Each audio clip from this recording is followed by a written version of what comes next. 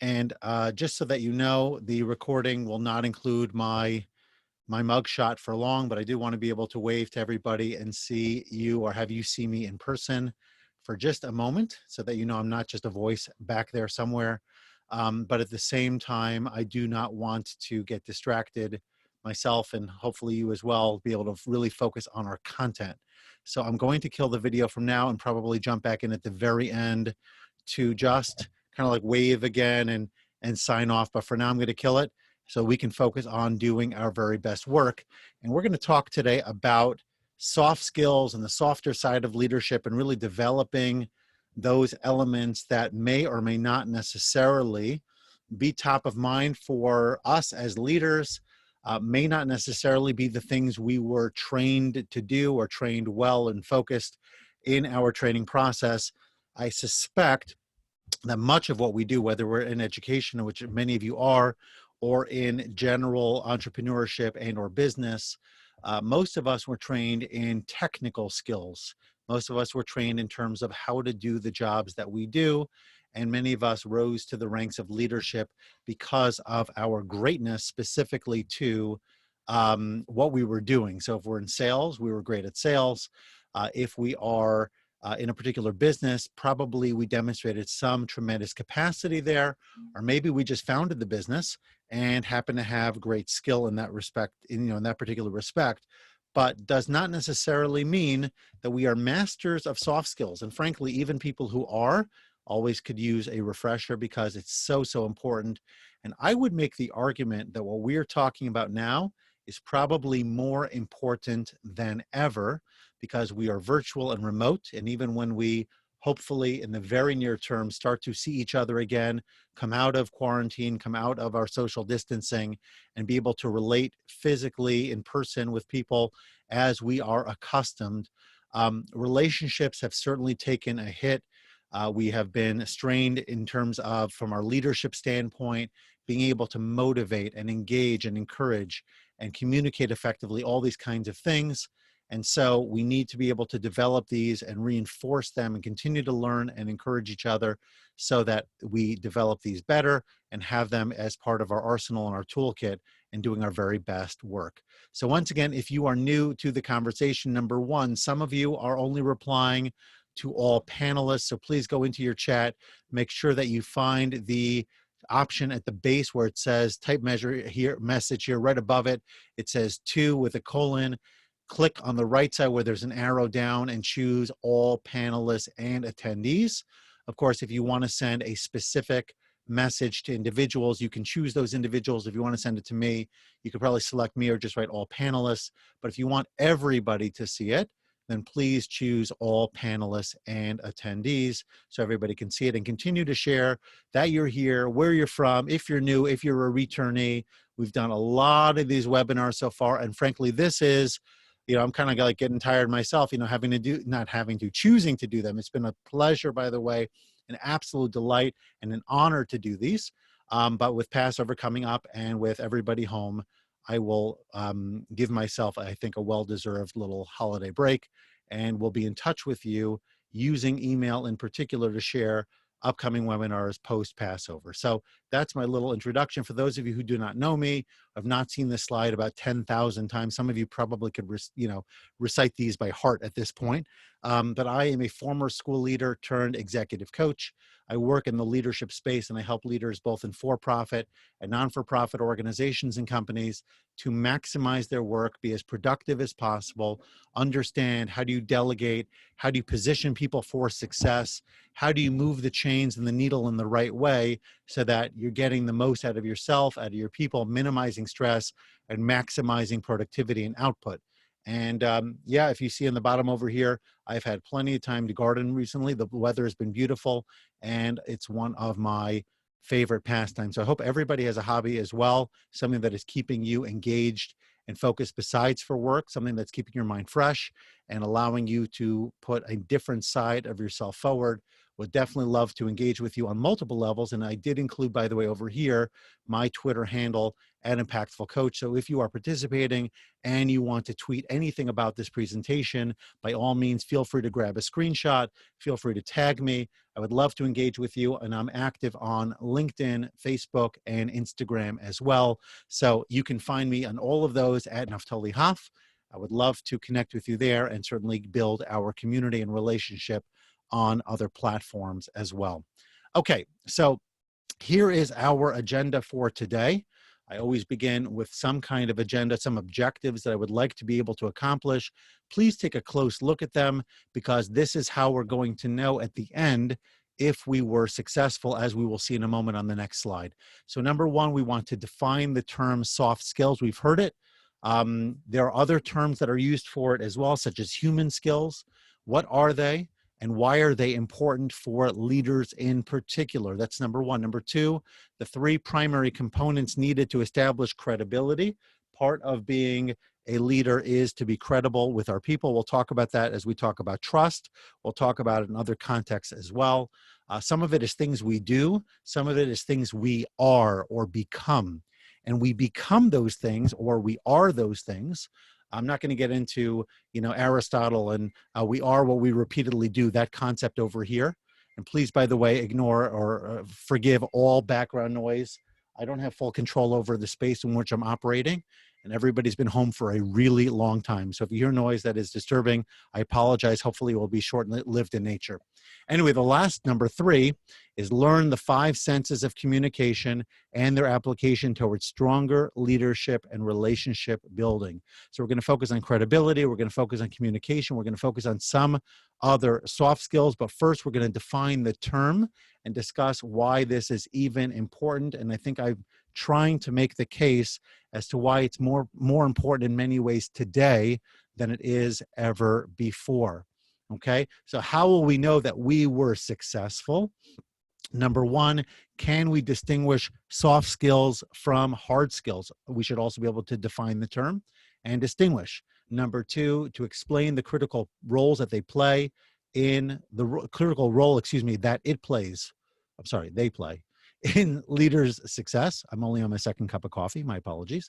And number three, to demonstrate how strong communication skills, actually this one, we're not going to do the role play component.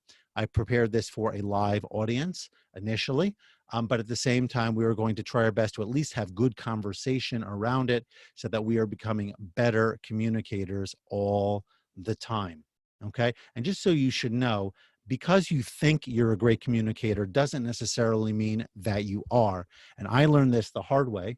When I was an associate principal a number of years ago, there was a sponsoring agent or organization that was helping many of the nonprofits in our particular community with leaders from those nonprofits with a variety of trainings. And one of the things that we did was we all participated in a 360 assessment within our respective organizations. So we asked if we had someone we reported to, whether it's a board of directors or a dean or something like this, our colleagues and associates, our direct reports, for feedback on a variety of topics.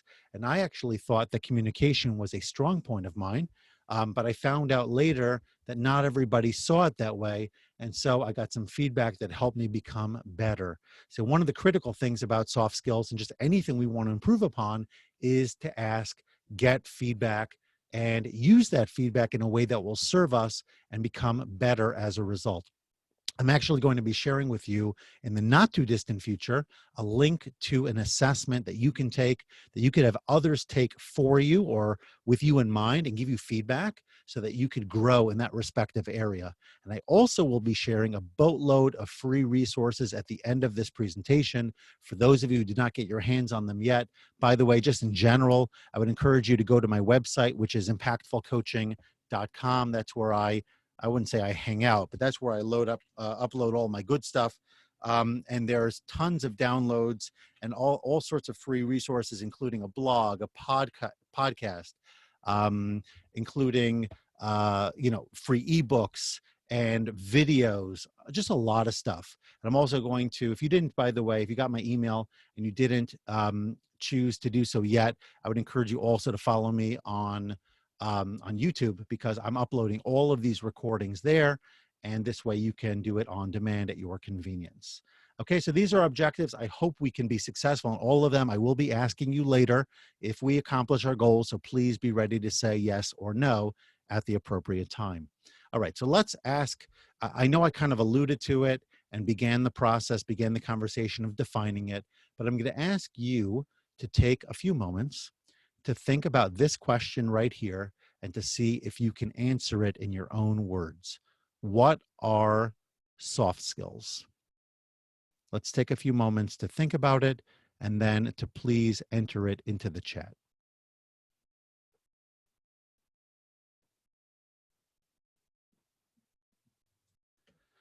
Okay, so far we have our skills that help us deliver the content of our knowledge, relationship building, people listening, communication skills, relating to others, people skills, listening, relationships.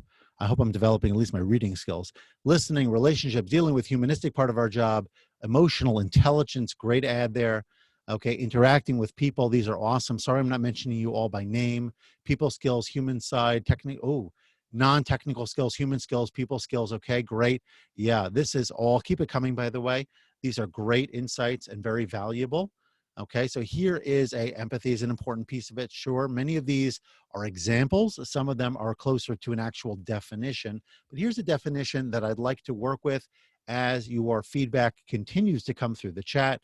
Personal attributes that enable someone to interact effectively and harmoniously with other people. Okay, so it ultimately, what would you say is the most important word or phrase from this definition?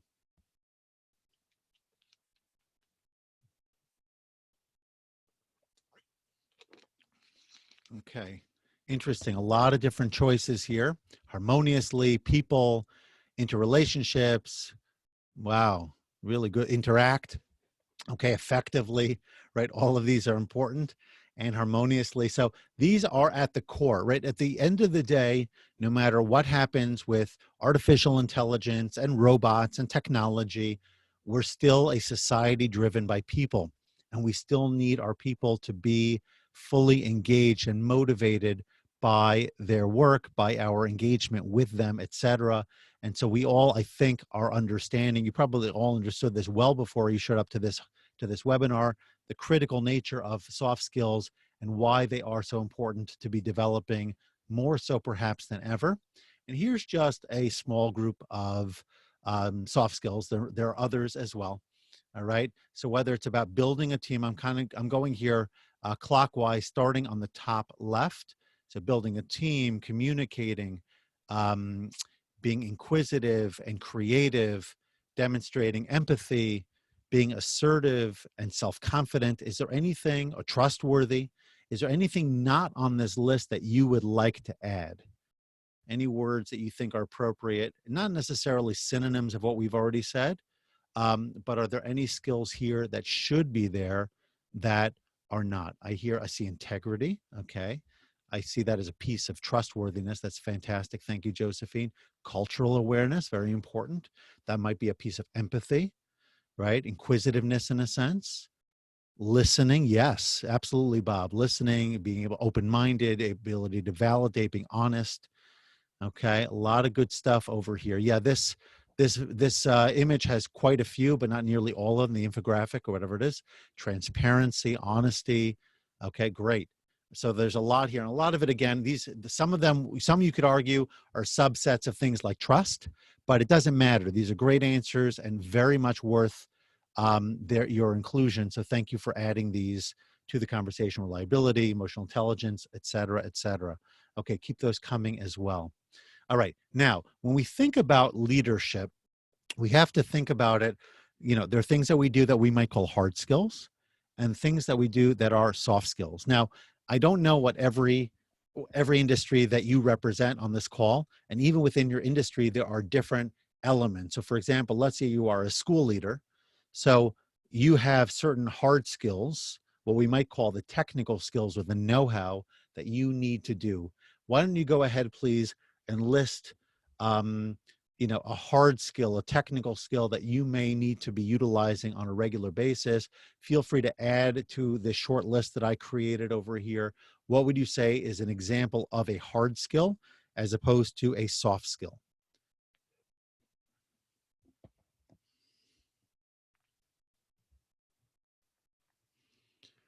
Okay, implementation of policy or procedure. Thank you, Kelly. Although implementation also has a soft component to it, probably, right? Writing, IT, let's see here, computer work, networking. Well, I'm not sure what network means exactly. Engineering, data management. Okay, a lot of the things that we need to do in order to do our job. So I need to know how to do a sales call. I need to know how to prepare a lesson. I need to know how to operate a machine or run a meeting. Okay, but even there, you'll notice in many of those cases, there's sort of like a balance between hard and soft. So the technical element of how to do my job in terms of the actual work, that's what we normally would call a hard skill. And as you can imagine, let's say, for example, we talk about budget allocation. So maybe if I'm an accountant or I'm managing a school budget or anything relating to numbers, there are technical skills, right? How do I file a tax return? How do I create a school budget? How do I plan an event, right? These are all hard technical skills and they're very important, right? But typically speaking, a lawyer who goes to law school is learning technical legal skills, legal knowledge. Same is true for anyone in finance, same is true for anyone in medicine. The main things we're learning about are how do I do my job? How do I perform an operation? How do I treat a patient? How do I drive a vehicle? Whatever I need to do. Okay. If I'm a teacher, how do I plan a lesson? How do I enter the information into the system? How do I communicate with parents from a technical standpoint of using the internal communication portal that we have created, et cetera, et cetera. When we talk about soft skills, so now all of a sudden it's about the interaction. It's interacting with employees, clients, customers, other constituents, et cetera, right? Dealing with managerial issues. Somebody's late, not performing up to standard, is not meeting goals, right? How do I motivate the person? How do I oversee them in a way that maintains the right balance? How do I delegate tasks? All of these are soft skills. Is there anything else that I didn't mention that you would like to that are part of your regular routine? You are correct, Nasia. There is a balance between knowing what you have to do, what has to be taught, and figuring out a way by which to teach it and motivate the students to get it done. Okay, showing empathy, right? That's a perfect example of soft skills. So let's say there's a staff issue that Josephine is referring to. I'm not sure specifically, but it doesn't matter. How do I empathize and yet at the same time move the needle forward? Provide emotional support. Okay, you talk about medical training versus bedside manner. Very important. Interesting about Bob's point is that it's interesting that doctors will actually be um, less likely to be sued for malpractice if they spend just a few more moments with their patient during each visit. If they spend a little more time, they move the interaction from transactional to personal. If it's transactional, I don't see you as a person. I see you as part of a transaction I need to make. It's almost like imagine that I'm talking to a customer service representative. If we jump right in with problem solving, I've had a lot of issues recently in trying to get my paperwork in, anything relating to unemployment or some of the SBA related opportunities that are out there with the, with all the financial things going on in the world, kind of keeping my head off the swivel there and just getting things done. There have been many challenges, uploading information, et cetera, systems not working, things crashing, being very slow, and how you even interact with the person who answers the phone and create relationship before you move into the problem in many cases makes a huge difference for both parties as far as what is shared and how the other person responds and how far they will go in guiding you and directing you to the right place to solve the problem, et cetera. So we have to be very mindful of these kinds of things. Okay, thank you all. Continue the comments, continue the contributions on the chat. want to make sure that everybody sees them. And thank you so much for all of you who are replying to all panelists and attendees. Anyone who does not yet have that set, please do so for future posting. Now, I'm not going to get into all the specifics, but my doctorate, actually, I focused on 4 different quadrants, or 4 different, let's call it groups of skills of school leadership, to determine which one most motivated teachers in their professional practice. And with sparing you most of the detail, you can certainly find the full dissertation online, sparing you all the details, the main idea is that, and not surprisingly, certainly not for me, is that the interpersonal skills were more meaningful, more motivating for teachers than the technical skills. So the fact that you as a school leader understand curriculum, understand instruction, understand, let's call it management and discipline and manners, what we might call the daily function of a school, is not going to motivate a teacher as much to believe in you, to do their very best work, all of this, as will your capacity and desire to support them on an emotional and relational level. Okay, so again, these are insights from my own research, so I've seen it firsthand, as well as my own experiential research, and I think many of you can speak to the same point, that ultimately I don't care. We all know this, I've used this before. I don't care how much you know until I know how much you care, right? The amount that you know is not as important to me is the amount, as is the amount that you care about me and the situation and your desire to make it better. Okay, the more we can keep this on top of mind, and especially for those of you who are leaders who, like me, are less empathic and naturally more problem solving or solution oriented. So I don't know where you fit on that spectrum, but that is a very important piece. And especially for someone like me who is contrasting against a leader who came before me, who is very much a different kind of leader, not only more extroverted where I'm naturally introverted, but much more, I think, openly empathic and relational in orientation, whereas I'm much more contemplative and logical in how I do things and focus on problem solving, which are great qualities to have.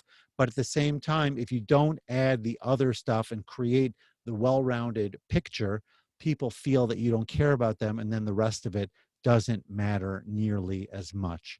So I'm sharing this from personal experience. I wrote about this in my book, Becoming the New Boss.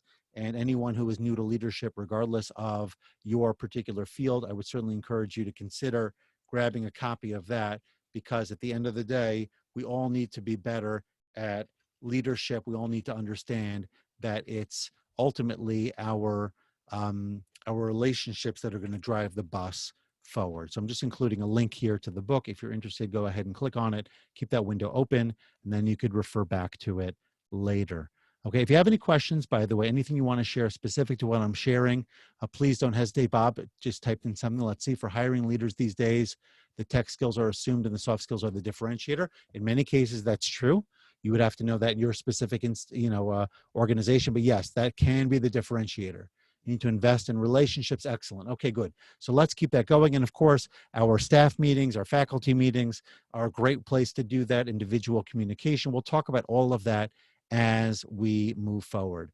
Okay, so they're relevant and they matter for our present. They matter for our future as well. Whatever it is we want to grow into over time, the soft skills, as Bob said, I think very eloquently, those can be the differentiator. So if people are looking to you potentially to move from where you are in your respective organization, take that next level up to grow, to develop, and be the leader that they need, right? So you want to be working on your soft skills so that in the present, as well as your future, you have a very bright path because you have people behind you who are supporting you and who are, who can vouch for you. And I would argue, we talked about how soft skills are important in today's environment because of the nature of how work has developed. I would also say that when it comes to, let's call it, making our work crisis proof or recession proof or things like this, nobody can predict when challenges arrive. And there's no guarantees, of course, to anything. But when companies need to downsize or organizations, schools need to reconsider personnel and things like that, don't think for a moment that they're not considering the popular people and the people who have the greatest capacity to not only do the work, but also to inspire others, people who others will go to bat for, right? So you want to go to bat for others and on a selfish level so that people ultimately can go to bat for you, because nobody is guaranteed almost anything. Maybe if you own your own business, but even then you can't control the economy, as we've all learned. And so the more that people will vouch for you, vouch for your ability to lead them, to inspire them, to be a great teammate, this is what people are looking for in general in business today, and certainly will bode well for you as you are considering your options moving forward. Okay, so let's talk a little bit about credibility. Now, credibility, this is from a study from the University of Oklahoma from a number of years back. This is true for teachers, but it's really true for all environments. Now, you'll notice that on the right side, next to the three components of credibility, which are competence, trustworthiness, and dynamism, you'll notice that I put an H or an S in parentheses. Would anyone like to venture what that stands for?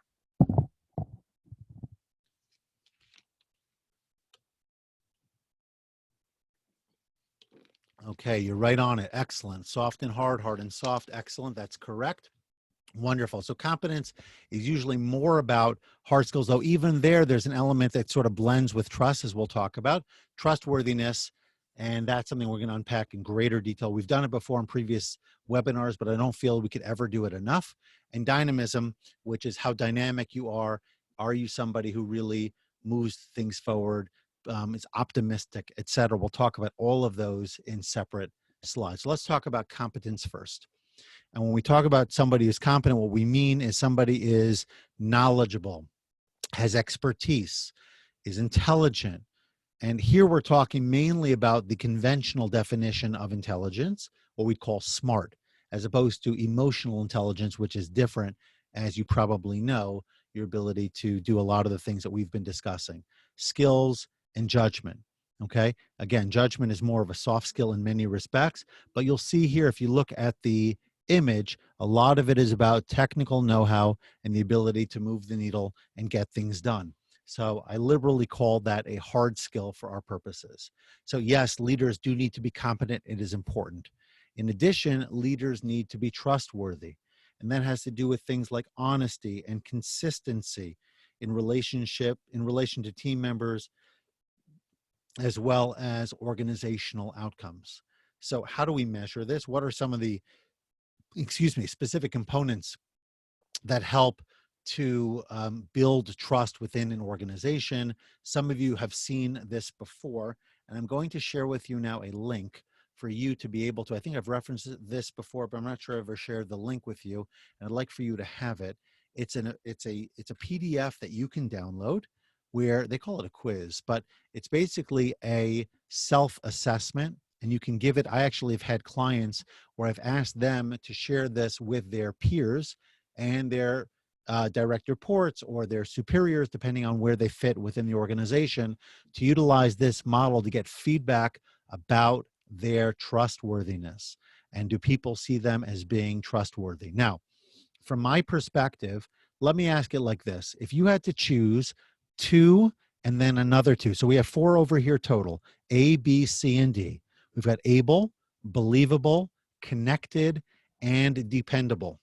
And if I told you you had to choose two of these as being primarily hard skills or hard skill areas, and two of them as soft skill areas, which two would you put with hard and which two would you put with soft? You could just use letters to keep it simple.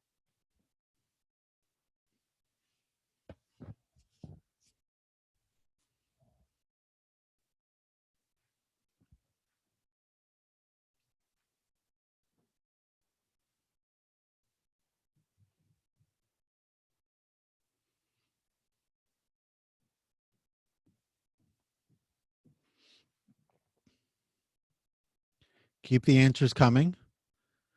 Not surprising that there is some difference between the responses. That's okay.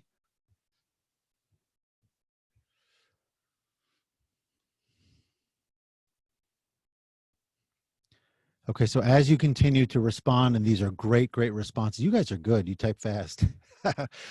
So I will tell you my thinking, which is similar to a number of you, including Heather, who I happen to see as probably the closest. And then I see Eileen as well, similar to me in terms of the way we're thinking, is that the hard skills here would be A and D, and the soft skills being B and C. I saw that some of you did A and C and B and D, and frankly, we probably could have good conversation around how you make the distinction, and there is no hard definitive cut between the two.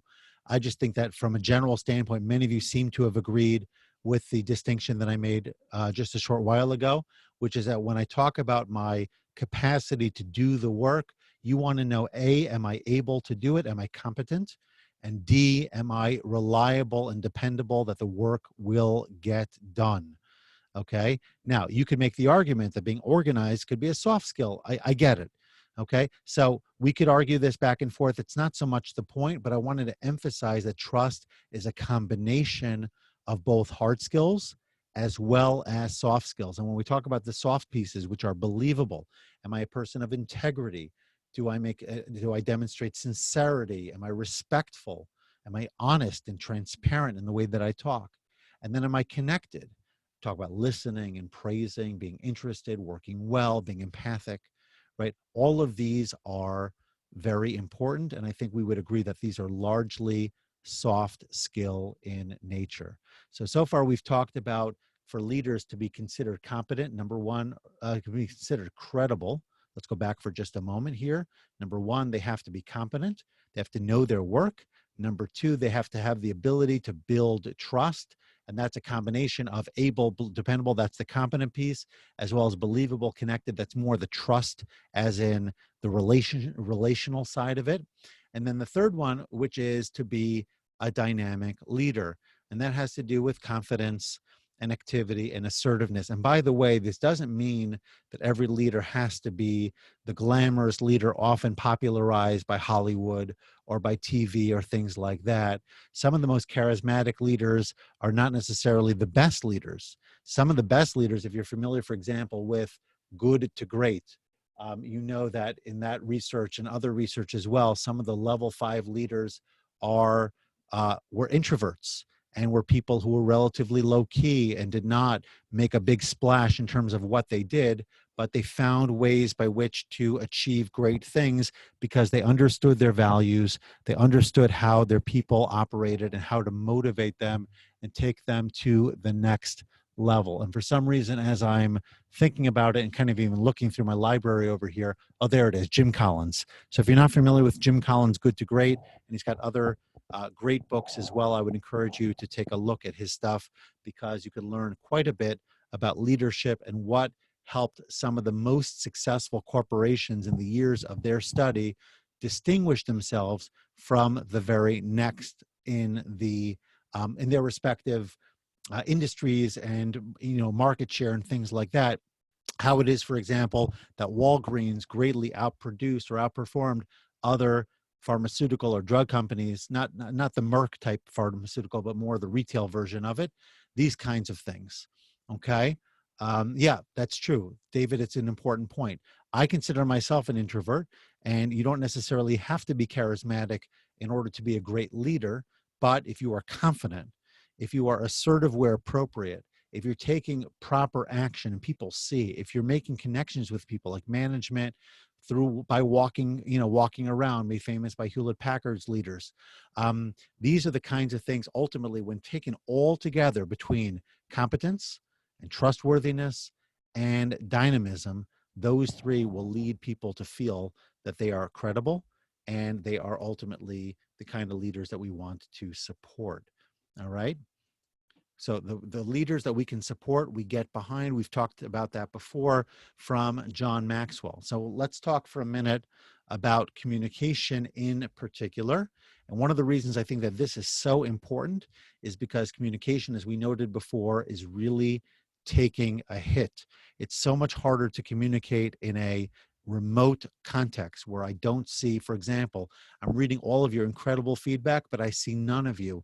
I'm not reading your body language. And even if I tried to, if everybody had their their cameras out and we were looking at one another, it's still a minor representation of who you are. I don't see your nonverbals particularly well. I can't see your posture or where you're sitting vis-a-vis me in terms of, the space. And a lot of the things are being hidden because there's only so much we can capture in a remote environment. So thinking about communication in particular for today, and certainly for time after Corona, when we can be in person, that is very, very important. And one study that I'm sharing with you here is that of all of the qualities, of all the skills that executives and managers need or have to have in order to be successful, 2,000 senior leaders found that communicating well was most important. Okay, most important. So we want to focus specifically on how do we become better communicators. And to do so, I'd like to introduce to you, bear with me for 1 second here, okay, what I call the 5 senses of successful communication. It's just an easy way for me to remember it, and hopefully the senses will be something that resonate with you as well. So number 1, we have to listen a lot. So that corresponds to hearing. Be clear, thinking about it from a visual standpoint. Be proactive, and that is that when I see things, I should be proactive in how I share it rather than waiting until things get really bad. Be positive, right? So that could be anything, but I'm choosing the sense of smell to make that simple. So we've got hearing, seeing, touching, smelling, and then finally tasting. The last sense is choosing the right method. And just like our tongues could be very discerning in terms of where they taste things and how it's all understood, and how the tongue to the brain to whatever makes sense of everything that we are doing. So we want to make sure that we are choosing the right method for our communication so that it's going to reach the person in the best way possible. Let's remember something that I've shared with teachers a lot, but I think it's relevant to leaders of all stripes, right? As a teacher, I often say that you are mislabeled in your profession, right? Your job is not to teach. Your job is to ensure that learning occurs, right? So you want to be a facilitator of learning. You don't want to be a teacher. You could have the very best lesson that you're delivering, but if a student is not processing it, if they're not internalizing it, if they're not gaining from it, then you really didn't do your job the way that you needed to. Nobody's going to call that a great lesson if no learning occurred. And that's true for anyone, right? As a leader, if I don't inspire anyone, if people don't understand me, if I don't create pathways for openness and communication, and I do it at the wrong time, and I choose to be more negative than positive, whatever those are, right? I'm not leading. I might be communicating, but I'm not really being heard.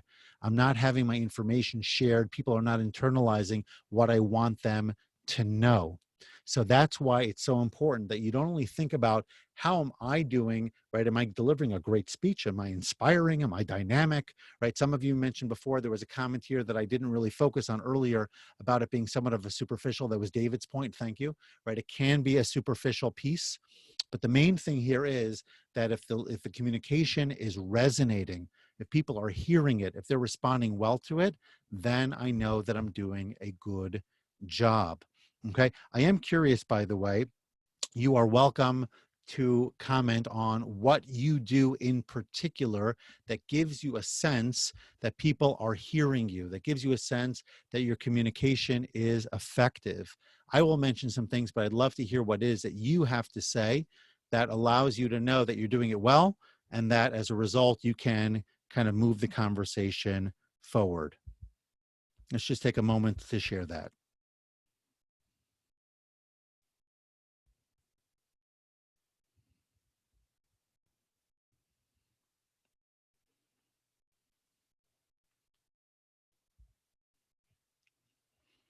Okay, I acknowledge what I heard. I'm authentic. I play back what I hear. Okay, body language, active listening, good stuff. I think you guys should give the rest of this presentation. I'll just stand back and watch. This is good. Okay, but unfortunately, I can't give controls to everybody, so you'll have to indulge me in finishing what I started. All right, keep that coming, by the way. We're learning a ton from each other. Let's continue to do so. Now, being an active listener, you might be familiar with this quote from Mark Twain. If we were supposed to talk more than we listen, we would have 2 tongues and 1 ear, right? Sometimes people forget that. And yeah, We have two ears and one tongue for a reason.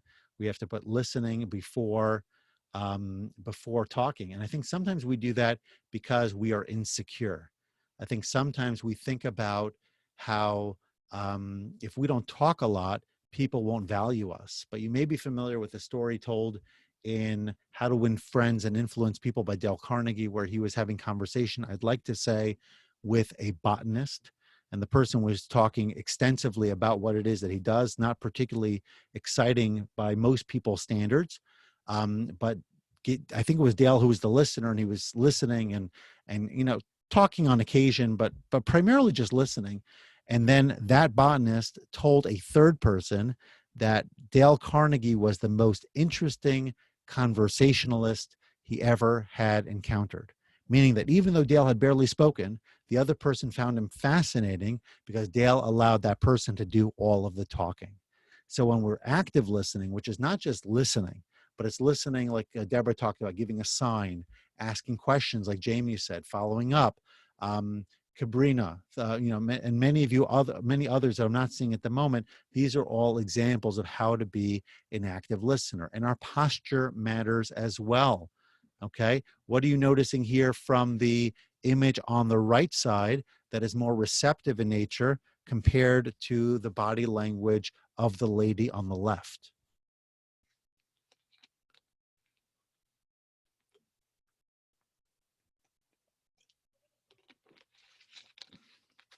Okay, you're noticing the posture being more open. That's correct. Open versus closed. Some of it is easier to see than others. He seems a little bit more slightly leaned in, maybe not much. His eyes are open. Eyes are open and looking at, I'm not sure if he's looking directly at the other person. It's hard to tell. Okay, but she has a defensive look. She seems to be ignoring. Her eyes are down. She has a little bit of a sour face, countenance. Right, all these kinds of things matter. Now, these might be extreme examples, but they do make a difference. And of course, you need to know the culture of the people you are talking to. Certain Asian cultures, African cultures, there is a difference, and you have to know who it is that you're talking to, especially if you service a broader community or people from other countries. You want to know, how do those people understand your gestures and things like that. Great comments here. Okay, had a bad night's sleep. Very, very understanding, Josephine. Appreciate it. So if you're seated, lean slightly forward. And by the way, you can do it. I would argue that even now, for example, I am leaning in. Now, part of this is I'm doing to just correct a bad posture, but part of it is because I want to kind of feel that I'm in this conversation. And I hope that you can kind of imagine me like leaning in towards my microphone, towards my desk as I am sharing this, and make strong eye contact. That's one of the reasons I had my camera up before, because I want you to be able to, like, for example, now I'm just curious to know what you think.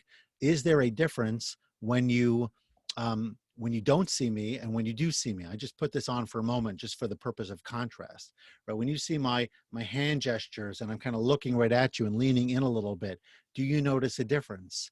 Does it make me feel more human to you? Does it make me come across as more approachable, right? Are you able to see that I really mean this, as opposed to just kind of saying the words in a very didactic and, what's the word I'm looking for, technical manner?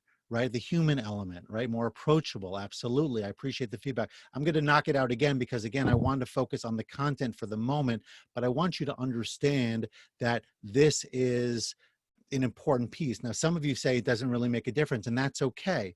Now, if I was really in the room with you, I think you would notice it more, because you can feel things that technology cannot capture. But it's the same concept of being present in somebody else's space and watching me move as I speak. Before, maybe you could pick up on the intonation and the up and down of my movement and the pauses between my words, but you don't necessarily see it come alive with open eyes and hand gestures and, all the various things that is adding a component. You talk about confidence. I'm just reading a little bit. I want to see the camera so I don't look like I'm sort of skewing my eyes here as I'm doing this, reading it, sharing it, looking at you all at the same time, right? But adding all of this makes a difference. So let me go ahead and knock out the camera again so I can focus on the content. I will be back, so do not worry, all right? But in the meantime, you also want the flip side of it. You want to maintain proper distance. You want to keep an open posture, because if you're too close, people feel like you're invading their space. If you're nodding, if you're using gestures, that can be encouraging. That can make people feel like you actually get what they're saying. But don't just nod for the sake of nodding. As some of you talked about, reiterate, maybe ask, can I restate this? We'll talk about more of this, I think, in subsequent slides, right? But it's also important for you to be able to say, did I get this right? Would you mind if I repeat it? Can I tell you what my main takeaways are? All of these things will make the communication more effective. All right. Now, very powerful. First of all, get rid of all background activity and noise. I tried my best to do that, but I was very upfront with you that I wouldn't be able to do it completely, considering who I have in the house and what's going on and all that good stuff. But you do try to remove as much distraction as possible. So if you are going to meet outside, like at a restaurant or in a park or something like this, try to find a place where you can still concentrate and not get distracted. Okay. Another piece is you want to ensure that, you're keeping out your own thoughts, feelings, or biases. So the main thing is by the way, that's not my phone. If it was mine, it would be powered off, but it's beyond my reach and I don't want to leave the microphone in order to turn it off. I don't know if you can even hear it. But the idea, it'll go off in a second, but we bring thoughts and feelings and biases to conversation. Maybe we just came from a different meeting. Maybe we are distracted by a deadline or an angry client or something like this. And that's top of mind for us. And I think everybody's had that experience. Like I'm sitting down with a student and 5 minutes before I had an unpleasant interaction with somebody else. I don't know, the principal or a teacher or a client or a customer or whatever it might be. And now all of a sudden I've got to be present for this new person and do it in a way where they don't feel the effects of my previous interaction. It's not easy to do. And we have to recognize that. And sometimes we even need to say, I'm very sorry. Just want you to know, I just came from a meeting that was a little bit unsettling, but I'm going to do my best to focus on our conversation because that's the most important thing to me right now. Taking your phone out of the clip from your hip, for example, or your belt, putting it down, powering it down, showing them visibly that you're not focusing on your phone, right? Turning your phone in your desk to do not disturb, things like this. You are correct, David, that even away, it's not as good as being completely gone, but it is better than nothing. And the idea of physically showing it, demonstrating that I'm removing distractions, right? Those are all gestures that people appreciate and make them feel valued. So think about what you can do to create removal of distraction and a feeling that you are the most important person to me right now in this conversation. And I share in my book and in some articles that I read, that I've written, a story that somebody shared with me once about, he had been running after school learning programs in schools back in the 1960s or thereabouts. And he encountered two types of principals typically. One of them was willing to give him all the time that he needed, but was constantly being interrupted by this secretary, by this one, by that one, by his phone, and couldn't seem to give him more than a couple of seconds of attention, direct attention at a time. And then another principal or group of principals who would only allow 10, maximum 15 minutes for the meeting, but during the meeting were fully present. And the speaker made very clear that he felt much more valued by principal number 2 than he did by principal number 1. So it's not the quantity of time that matters, it's the quality of time that matters. Let's keep that in mind as we communicate. Okay? Never interrupt. As hard as it is, and some of us have a really hard time doing that, especially if we feel defensive or we feel that the other person is off base, but we have to be willing to let people finish before we jump in. All right, that's C. D is try to take their point of view, right? Recognize that can, in many cases, be difficult for somebody to come and talk to you, especially if you have the upper hand from a positional standpoint or a power standpoint, right? Try to think of the other person's perspective. Why are they saying what they are saying? Be humble in listening. Acknowledge elements that are true. If you don't agree with it, make note of it, ask time to think about it, get back to them. Sometimes you could share, oh, by the way, I appreciate why you said this. You should be aware, though, that, and you present the other perspective. But giving people the chance to talk without interruption, validating them as much as possible, being humble to hear what they have to say, and then adjusting accordingly is a great way to demonstrate that you care. Okay. And then the last one, as we've talked about, summarize and clarify. So this is what I heard. Did I get it correct? Is there anything else you want to add here? Anything you think I should adjust in how I'm thinking about it? Right? Did I hear correctly? And then, of course, you want to commit to taking appropriate action around the conversation when necessary. So if there is a call to action, and usually with these kinds of meetings, there is, unless it's sort of like a touch-based check-in type of conversation, you want to make sure that if you have something you need to do, you're going to commit to do it. You want to put it on your calendar. You want to follow up and make sure it gets done. And if the other person has actions they need to take, a brief email reminder would be great. Putting it on your and their calendar about when you're going to meet again for an update. All of these things will ensure that the communication flows, that processes move in the right general direction, things get done, and people are generally, I guess we would say, on the same page and moving and rowing in the same direction. Before we move into the next piece, anything specific about communication that I shared? And I'm going to quickly go back in the slides so you can see them all again. Anything in communication in particular of these 5 strategies that you felt, actually, sorry, we just did number 1, okay, which is the listening piece. Anything in particular that really resonated with you? I think when you say jotting point, I'm not sure, Richard, I understand. If you're talking about taking notes, the answer is I think it's very appropriate so long as people understand that that is what you are doing. I'm not sure if that's what you meant. Okay, the idea of using senses, reflective communication techniques. What else has resonated with you about this so far? So Richard, I hope you heard my answer. The answer is, I think, yes. Again, so long as it's clear what you're doing and why you're doing it. Clarify, giving feedback, timely manner, great. Trying to separate the emotion of previous conversations. By the way, for a teacher, for example, you have emotions from your home and you want to keep them out of the classroom. If you're a leader, you have the same situation, you want to bring it into the workplace. So there's a lot of parsing of emotion we need to be able to do while still being human and vulnerable and all those kinds of things. Okay, time without interruptions, quality versus quantity, excellent. Welcome to Dramaville. I'm not sure what you're referring to, David, but I think we can all relate on some level. Okay, let's keep going. By the way, I'm seeing some of you are still responding only to all panelists. Please make sure that you're including everybody if you'd like everybody to see. Okay, so let's move on now to the second piece. Let's be clear. And I just want to be clear as well that there is going to be some reiteration of points that we have made. And at the same time, we're going to go deeper on some new ones. I'm going to try my best to wrap this up by 3. It may go on at least 3 Eastern. It may go a little bit later, and you are welcome to jump off at any time, obviously. But I would love for you to stay to the end, especially because I have some wonderful resources I'd like to share with you, as well as some information about next steps beyond Passover. Okay, so when we talk about being clear, we want to vary our communication. It shouldn't always be the same. So not always relying on a memo or an email, maybe a voice note or a short video or something else that you could be doing to share information, right? Get to the point quickly, state it clearly. You don't need to say too much information. You might be familiar with the TMI, right? Ask, how can you be as succinct as possible to share what needs to be shared and only share enough?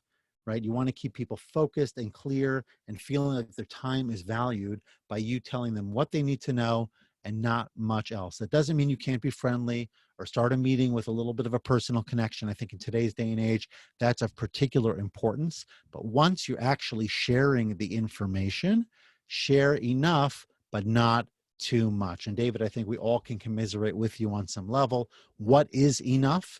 And that it can be, to a large degree, a trial and error kind of thing, right? You could ask for feedback. Was my information clear? Did I say enough? Was I overly verbose, in what I had to say? This kind of thing. Okay.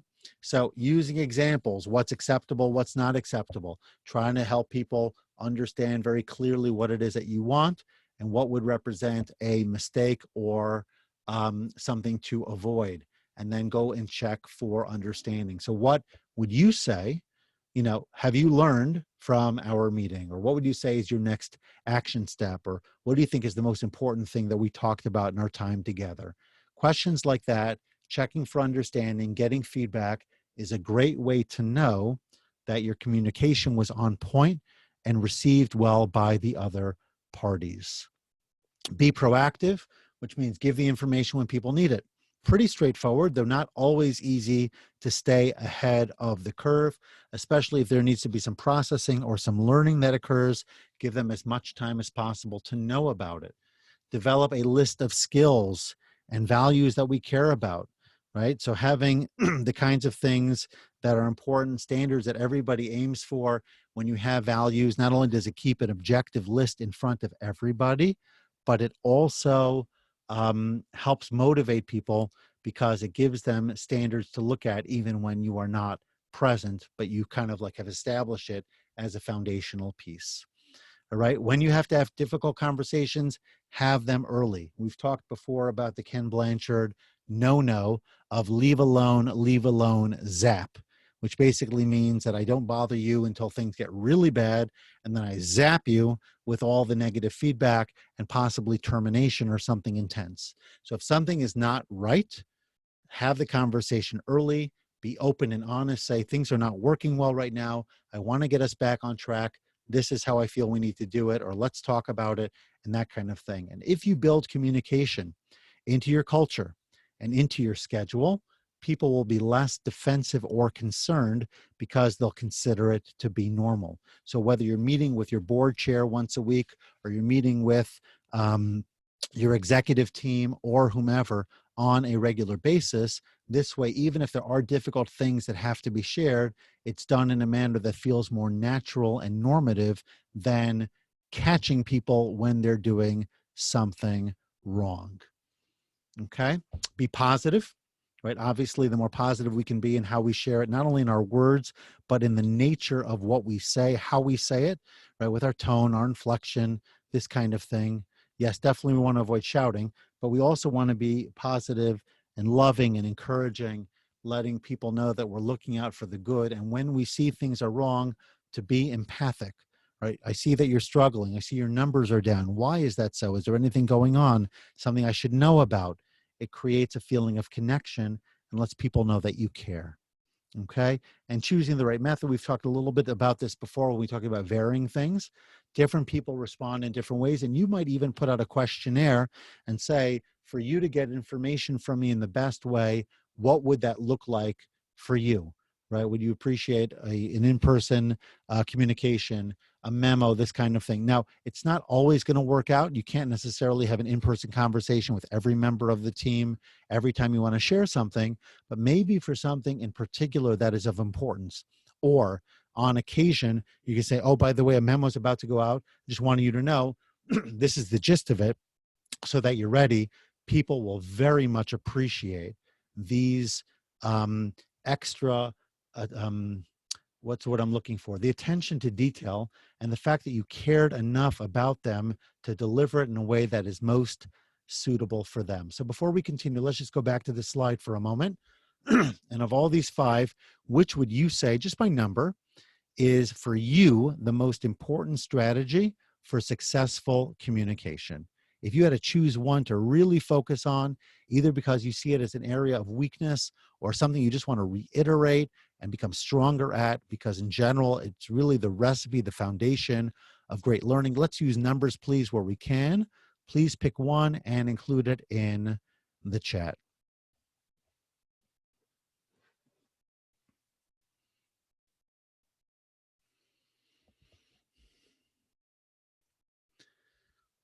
Okay, you'll probably hear me say this all the time, but I'm not surprised at all that there is a range, and I'm really glad that we hit on all five because, as you can see here, the numbers really are all over the place, and there is no correct answer. It's a matter of what we think will help move the needle for us. Lots of ones, lots of fives, so twos, threes, not as many fours.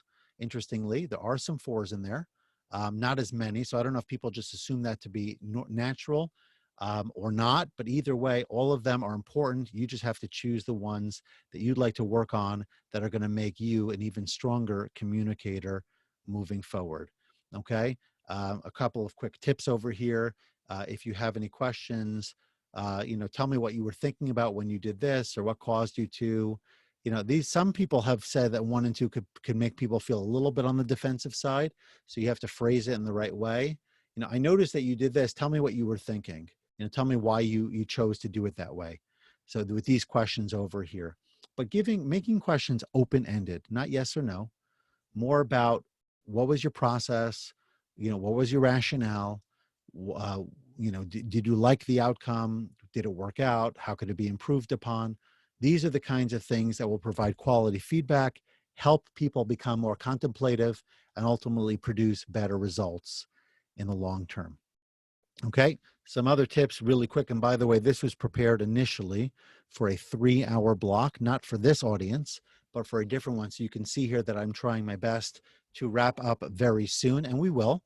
Okay, some other things to take a look at over here. I'm not necessarily going to read them all, but some of them tie into what we talked about before. So do not overload. We said share just enough, try to put feelings aside, tie feedback to goals. I think could be a very valuable one. So if I have goals, how is your behavior and your performance aligning with the goals that we set? I think that could be very motivating for people and help them stay on task. It also creates an objectivity to the process. So it's not just about you're not doing well or you are doing well, but we set some goals over here. Why is it working, not working? How are we over or underperforming, this kind of thing? And then it also helps us be specific and focused in the conversation so that people feel that the feedback is really intended for their growth. Okay. Suggestive mode, be honest. All right, I'm going to skip through this quickly again in the interest of time. This is a great exercise. I wish I could spend more time on it, but basically when you do have to give feedback, you want to think in terms of earn. What was the situation? What was observed? What was the impact, and what can be changed or needs to be changed moving forward? So it's event, action, result, next steps, otherwise known as earn. So for example, right, if there was somebody, you had, let's say, a staff meeting, and during the team meeting, one person stepped away to answer their phone. So that's the event. This is the meeting. The action was walking away with the phone. The result of that is that it created a lack of focus from that team member and indicated that the meeting wasn't so important. And what do you think about leaving your phone at your desk and not bringing it to the meeting so that we could have our focused conversation, right? So it's very objective. It's focused on the behavior. It's non-judgmental, but it does describe the behavior and the result of the behavior in a way that leads to a more positive next step. Yes, David, you could very likely give them an opportunity to make that suggestion. Excellent. And this way they can choose what they think would be appropriate. And of course, if you disagree or you have a different suggestion, you could then suggest that afterwards. Excellent, excellent, excellent. Great feedback. The more you let people take ownership of their behavior, the better they're going to respond. Okay. So I think I could breathe now just a little bit more. I'm going to ask you a few questions as we talked about at the beginning. I hope that the answers can be yes, but don't do it for me. Only do it if you feel the answers are in fact yes. So number one, are we able fundamentally, I know that there is some overlap, but can we distinguish at the core between soft skills and hard skills? Okay, number three, we did not do the role play. That is true, right? We did not get to number three. Well, let's talk about 1 and 2, right? Did we distinguish soft skills from hard skills? Did we explain the critical role that soft skills develop? And did we, let's change number 3. Did we provide many examples of strong communication skills in particular and practical ways by which to enhance our communication, both proactively and responsively? Responsively meaning how I listen and how I position myself and how I create openness and scheduling and these kinds of things. I don't have to actually do it, but creating an environment, a culture, um, an opportunity where it's not only valued, but it can be done in a manner that is effectively. So some of you are responding not really to number 3, or at least 1 or 2, and that's okay. That's okay, because again, the way the 3 is presented and because we're a virtual audience, we're not able to do that as much. I'm going to start up the video again because I do want to end this communication with our um, full benefit, if you will, of the communication as I share with you some goodies to take away. Okay, first of all, I want you to be aware that right now nothing additional is scheduled, but that's in part because Passover is coming and I don't have the bandwidth to think about life after Passover right now to really put anything on calendar. But I do want, and I certainly don't know what life will look like in 2 weeks' time because so much very possibly may change between now and then. But I do want everybody to know that you can keep an eye on this website, and I will be sharing emails as well with updates, God willing, as things unfold. I shared a bunch of links in the this last piece in the chat. I'll go through them, how they're relevant in just a moment, but I just wanted you to have that there so I don't have to focus on it as I move forward. Okay, so if you are interested in supporting my mission, and as you probably know, I've been sharing a ton of content, working really hard to keep these webinars coming often and making them engaging and making them valuable for you. So if you'd like to support me in my work and support these opportunities to keep these free for educators and for non-educators, for anyone who wants to come, please consider a small donation using the link that I shared. Oh no, I hope that it is working now. Bob, would you mind trying it again? You don't have to donate, but would you mind just trying it to see if it actually works? In addition, the invite, I would love to be able to meet you in person and to join you on site at the appropriate time. So if you feel that that is something that would be useful to you, let's have the conversation. We could even talk about it now because frankly, you know, post-corona, we'll be here, God willing, sooner than later, and let's get our calendars lined up because I would love to be able to meet you in person. Some other resources, if stress is an issue you'd like to get a handle on, if you want to just be better at it as a person, as a leader, as a member of a team, get this free download. It's a very informative book. I actually, not only did I write it, but I've read it recently and I think it's pretty good. Getting a handle on workplace stress, a free download from my website. Oh, it doesn't work? Oh no. Okay, so I'm going to see if I can quickly find that. Hang on one second. I hope you guys don't mind. Just a moment. Let's see if I can, bear with me for 1 second. Let's see if it works here. If it does, then I'm going to put that in the, yeah, this seems to be working. Okay, so let's go right here. Boom. Okay, check that out and see if that works for you. Okay, in the meantime, back to our regularly scheduled program here. All right, wrapping up. So productivity tools, get the blueprint, take the assessment, see if you can become even more productive. It is so hard. I'm telling you, I'm struggling like crazy to get up at a decent hour, to get things done because we're all just so off kilter and we don't have as many responsibilities to keep us going. So if you want to be more productive, use the time at your computer, at your workspace in a most productive way. Find out what you're doing well and how you have opportunity potentially to improve it. Okay, I'm not sure, Dr. R. I think it might be Sally. I'm not sure. I don't know what you mean when you say a group can be created. So please elaborate what you're referring to. And this is it. Okay, so this is the way you could reach me. If you want to have any introductory conversation, you want to talk about a challenge, something I could be helpful with, please don't hesitate to take advantage of it. I will tell you, I don't think I've adjusted my calendar yet. Okay. Oh, that's very kind of you, David. I appreciate it. If anyone wants to email me, I'm just going to put in my email over here. Maybe you can email me afterwards and tell me how to do this because maybe you're just better at it or have more experience, but it's nh@impactfulcoaching.com. That's how you can reach me. So send me more information, please. I would love to find out what you're referring to. Either way, I want to wish you all a very happy holiday season for anyone who is celebrating Passover or Easter, or maybe there are other holidays I don't know about. You should know that I value you very much. You've kept me going during this difficult time. I hope that my contributions have helped you as well. I hope you all stay safe. I hope we continue to build our community. One day we can do something, maybe even in person, who knows? Maybe we'll all find a way to come together to share what we've learned and just to kind of build this further. But in the meantime, have an awesome day. Stay safe, stay well, stay healthy. Thanks for contributing and have a great day.